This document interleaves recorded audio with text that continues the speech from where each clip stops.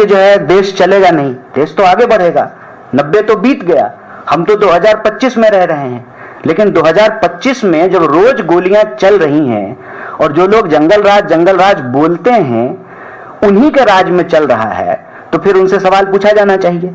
बताइए, भ्रष्टाचार पे इतना भाषण देती है बीजेपी, अभी उसके एक मंत्री के ऊपर नकली दवा बेचने का आरोप लगा है। पार्किंग में जो है उसके नेता पाए जाते हैं अश्लील हरकत करते हुए, उनके लोग जो है भ्रष्टाचार के आरोप में पाए जा रहे हैं। उनके पास तमाम मंत्रालय है, शिक्षा मंत्रालय है, स्वास्थ्य मंत्रालय है। अगर दवाइयां नहीं मिल रही है तो फिर बीजेपी से यह सवाल पूछा जाएगा कि आप सुशासन का दावा करते थे, आप कानून व्यवस्था की बात करते थे, आप विकास की बात करते थे, आप डबल इंजन की सरकार की बात करते थे। क्या डबल इंजन की सरकार में डबल स्पीड से लोगों की हत्याएं हो रही हैं?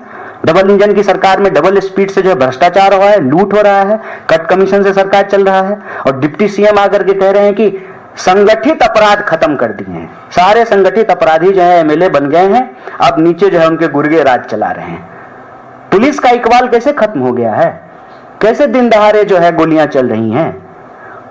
तो ये एक गंभीर मसला है, ये तुलना की बात नहीं है, ये बिहार के लोगों के जान माल की बात है। सर, आपने बिहार की SIR पर जो वहां पे कमियां हैं,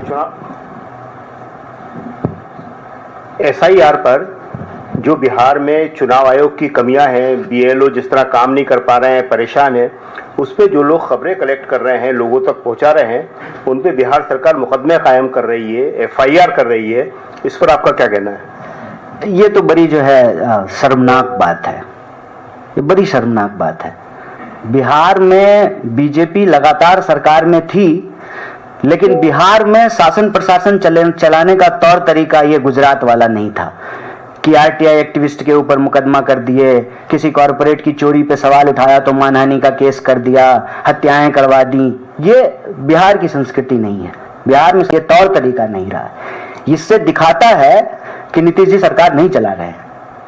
ये भाजपा का स्टाइल है कि अगर आपसे कोई सवाल पूछेगा आपके उसके ऊपर जो है झूठे मुकदमे कर देंगे, आप जो है उनको पकड़ करके जेल में डाल देंगे। आप अपनी कमियों को दुरुस्त कीजिए, आप कमियों को दुरुस्त करने के बजाय जो है पत्रकारों के ऊपर जेल कर रहे हैं।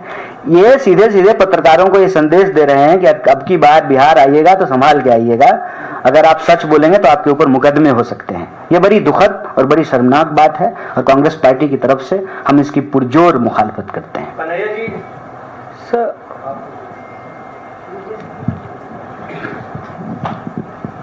थैंक यू मौसमी जी।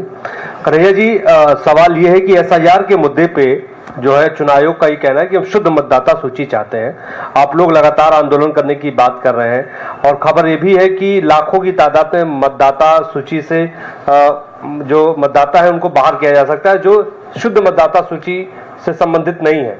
और चुनाव आयोग का यह भी कहना है कि कुछ इलाकों में बांग्लादेश के, म्यांमार के और नेपाल के भी नागरिक पाए गए हैं जो मतदाता सूची में शामिल थे। आप लोगों की रणनीति आने वाले वक्त में क्या रहने वाली है? देखिए, अव्वल तो चुनाव आयोग की तरफ से कोई ये कहता और सवाल पूछता तो अच्छा रहता जवाब देने में। शुद्ध मतदाता सूची, तो अशुद्ध मतदाता सूची कौन बनाया? कोई पॉलिटिकल पार्टी बनाई है कि चुनाव आयोग ही बनाई? मतलब चुनाव आयोग ये मानती है कि हम अशुद्ध मतदाता सूची बनाए थे। बिहार में गंगा बहती है, मतदाता सूची को एक बार डुबकी लगवा दीजिए, शुद्ध हो जाएगा। ये कोई बात होती है? आप अपने ही प्रोसेस को क्वेश्चन कर रहे हैं।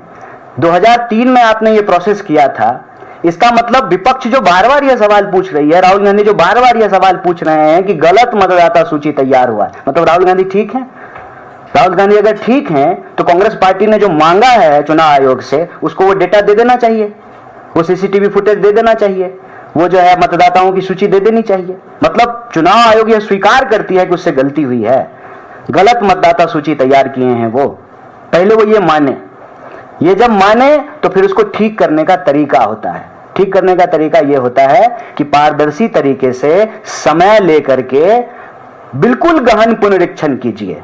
3 महीने में क्या गहन होगा, 13 महीने में गहन कीजिए, 3.5 साल में खूब गहन पुनरीक्षण कीजिए। पुनरीक्षण से किसी को कोई प्रॉब्लम नहीं है, कोई ये नहीं कह रहा कि पुनरीक्षण मत कीजिए, लेकिन पुनरीक्षण कीजिए मतदाता सूची तैयार करने के लिए। नागरिकता का प्रमाण पत्र देना या नागरिकता को प्रमाणित करना या नागरिकता के बारे में प्रमाण मांगना, यह चुनाव आयोग का काम नहीं है, यह गृह मंत्रालय का काम है। तो आप मतदाता पुनरीक्षण के नाम पे जो है एनआरसी मत शुरू कर दीजिए। एनआरसी करने का काम जो है वो जो है गृह मंत्रालय का है, एक बात।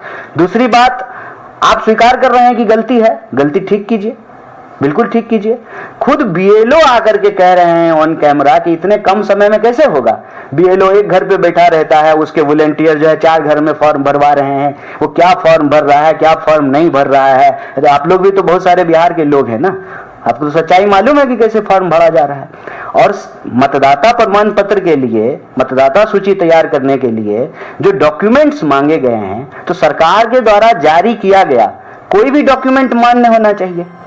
आप जन्म प्रमाण पत्र मांग रहे हैं, तो जन्म प्रमाण पत्र बिहार के कितने % लोगों के पास है? और अपना तो छोड़िए, माँ बाप का जन्म प्रमाण पत्र मांग रहे हैं। बिहार में जन्म प्रमाण पत्र मिलेगा? 50% स्टूडेंट जो है जनवरी में ही जन्मा है। बताइए ऐसा संभव है क्या? 1 जनवरी, 2 जनवरी, 3 जनवरी, 5 जनवरी सबका बर्थडे है, मेरा ही 2 बर्थडे है। बताइए, ये हकीकत है। क्योंकि आप स्कूल में गए पढ़ने के लिए, जन्म प्रमाण पत्र होता नहीं है, मास्टर साहब को जो मन किया वो लिख दिए। 1 जनवरी, 2 जनवरी, 4 जनवरी, 5 जनवरी अपना अपना जो है सर्टिफिकेट निकाल करके देख लीजिए, ये बिहार की हकीकत है।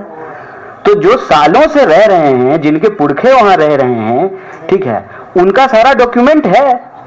अब आप मतलब बाहर से जाकर के बिहारियों को कह रहे हैं कि ये साबित कीजिए तुम बिहारी हो कि नहीं हो।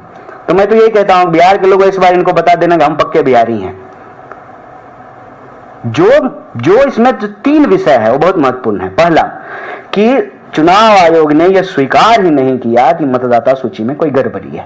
अब जाकर के वो स्वीकार किए कि मतदाता सूची में गड़बड़ी है। दूसरा, मतदाता सूची तैयार करना नागरिकता प्रमाणित करने की प्रक्रिया नहीं है। तो सरकार के द्वारा जारी किया गया कोई भी ऑफिशियल डॉक्यूमेंट, क्योंकि वो कोई घर में तो नहीं बना रहा है, सरकार जारी कर रही है, वो उसमें मान्य होना चाहिए, जो माननीय सुप्रीम कोर्ट ने भी कहा। और तीसरा, खूब गहन पुनरीक्षण कीजिए ना, 3 महीने में क्यों, 1 साल, 1.5 साल, 2 साल लेकर के खूब आराम से जो है गहन पुनरीक्षण कीजिए।